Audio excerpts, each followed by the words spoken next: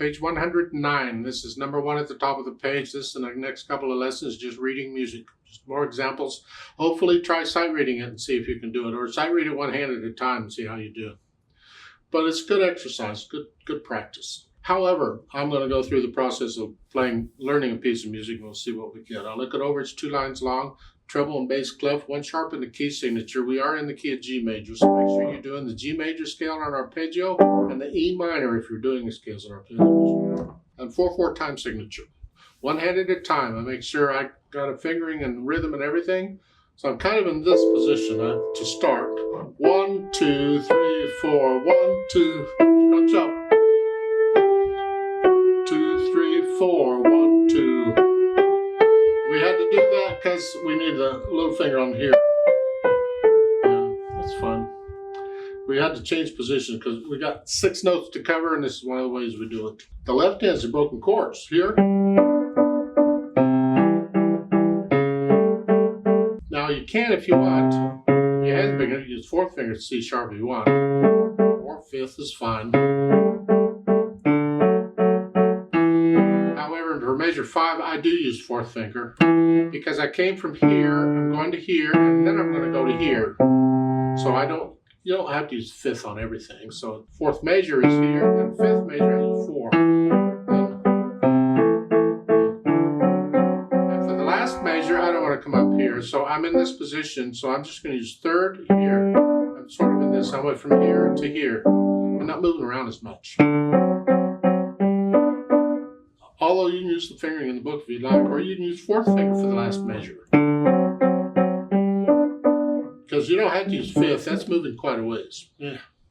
Then I'll put the hands together and see what we get. We get this, and here, and here.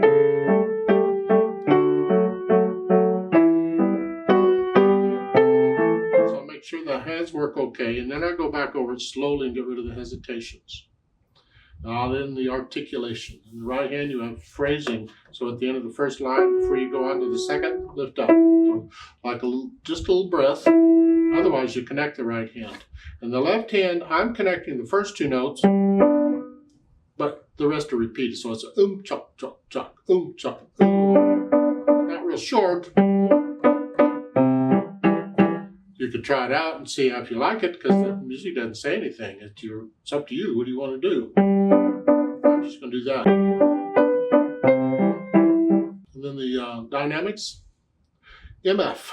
Mezzo forte is moderately loud, and that's the melody, right hand.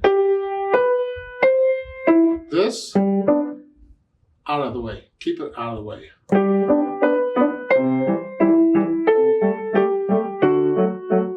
Then the speed. I've had enough coffee now. My moderato may be a little bit quick. It's just here.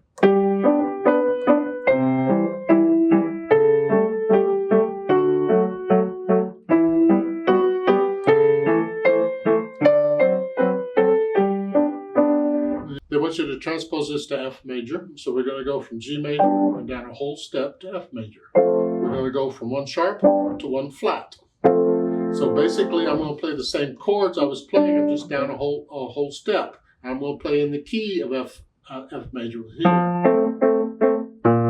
See, the second measure, instead of a C, I go down a whole step. And it's got to be a B flat because F major has a B flat in it. And then an B natural, because in the 3rd measure, you go up a half step. Here. Here, and then here.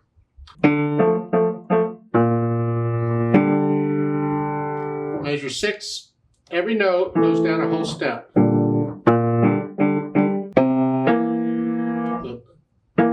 It's a 7 chord. This is the next last measure. Every note goes down a whole step. Here, here, a whole step, and a whole step. You want to do that, you can do that. I recommend that. And then here, back to the F. I just went down a whole step, and then in the right hand, again, I just moved down 1. Just go down a whole step from the note in the music. And try that.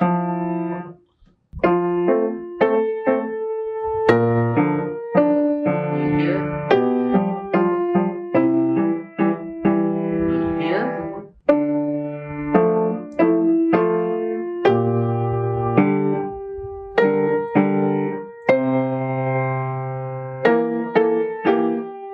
kind of rough. The idea is just go down a whole step and figure it out. Let's play this together slowly and check the notes and the rhythms. I'll give us 4 counts. 1, 2, ready, go.